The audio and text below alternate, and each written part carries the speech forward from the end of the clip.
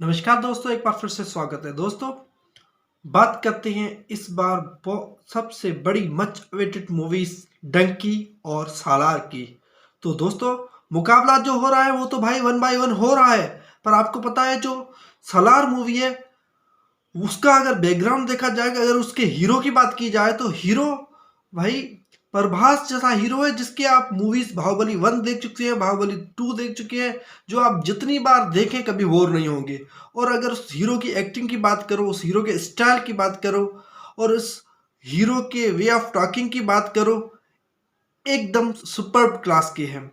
और दोस्तों, अगर इसी तरीके से अगर फैन क्लब को भी देखा जाए तो प्रभास की जो भाई फैन क्लब है वो भी हाईएस्ट है, किसी से कम नहीं है। और अगर देखा जाए तो प्रभास ने भाई जब से ये जो प्रभास भाई आए हैं, जब से प्रभास भाई की जो बाहुबली मूवीज आई है उसके बाद तो ये छा ही गई है। हाँ, वो दूसरी बात है कि अगर इनकी जो आदि पुरुष मूवी है वो फ्लॉप हो गई है, वो डेट इज अनदर थिंग्स। खैर, लाइफ है, अप्स और डाउन्स तो आती रहती हैं, वो एक अपनी जगह। लेकिन जो ये हीरो है एकदम परफेक्ट है, इसमें कोई शक नहीं।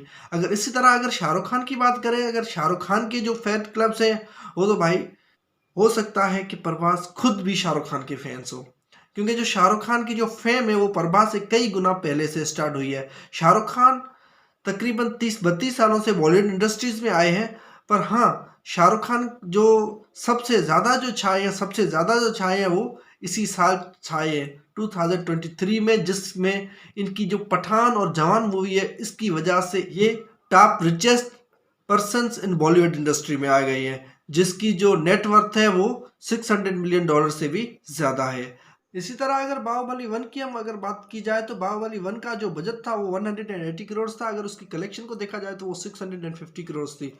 और अगर जवान की इसी तरीके से देखा जाए तो जवान का जो बजट था वो 300 करोड़ का था, एक मेगा बजट था, लेकिन उसकी जो कलेक्शन है वो भी 1144 करोड़ थी। तो भाई जो व्यूज के हिसाब से अगर अभी देखा जाए तो बाहुबली है वो इंडिया की सबसे ज्यादा देखी जाने वाली मूवी है। बाहुबली 1 इतनी सक्सेस हुई, इतनी सक्सेस, उसके बाद जो बाहुबली 2 ने तो आते ही तबाही मचा दी, तबाही भाई। जो बाहुबली 2 है उसकी जो कलेक्शन है उसका रिकॉर्ड तो अभी तक शाहरुख खान की जो जवान और पठान है वो भी नहीं तोड़ पाई। तो इस तरीके से अगर एक्टिंग को देखा जाए तो फिर ये जो प्रभास है, प्रभास भी भाई कम नहीं है।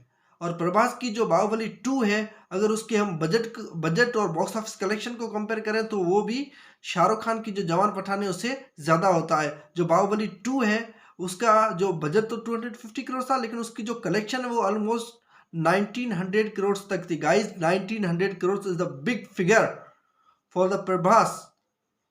वेल, अगर देखा जाए तो इसी तरीके से अगर हम खान की बात करें तो खान तो भाई जो पठान मूवी है उसमें अगर उसकी देखा जाए तो उसका जो बजट था वो ऑलमोस्ट 240 करोड़ था और उसकी जो कलेक्शन है वो 1050 थी।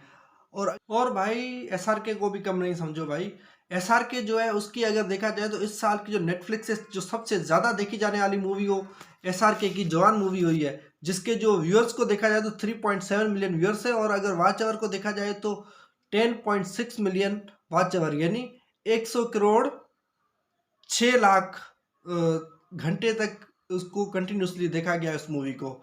बहरहाल ये बात है जवान और पठान यानी शाहरुख खान और बाहुबली 1 और 2 के सुपर हीरो प्रभास की। ये तो उनका बैकग्राउंड था, ये तो उनका एक्टिंग का बैकग्राउंड था। इसी तरीके से अगर जवान और पठान की दोनों की कलेक्शन को मिला के देखा जाए तो ऑलमोस्ट 200 करोड़ तक है।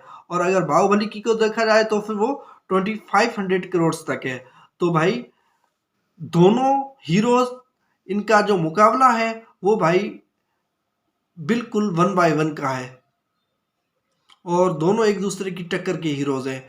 और मूवीज में तो दोनों हीरो अपनी किसी भी चीज में कोई भी कमी नहीं छोड़ते। अगर पठान और जवान को देखा जाए तो वो ठीक है भाई, एक्शन टाइप की मूवीज है, लेकिन उस तरह वो जो बाहुबली है उसमें जिस किस्म की जो स्टोरी यूज की गई है, उसमें जो ट्विस्ट और टर्न्स थे भाई, क्या मूवी थी।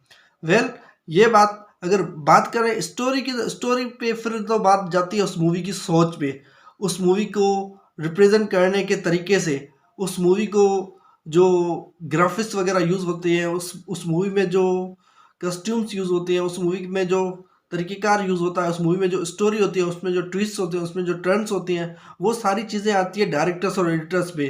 तो डायरेक्टर इसी तरीके से हमने सालार और डंकी मूवीज़ के जो हीरोज़ हैं, जो इसकी स्टोरीज़ टाइप है और इसके डायरेक्टर, इन दोनों को कंपेयरिंग की हुई है और इनका मुकाबला 1 बाय 1 का है।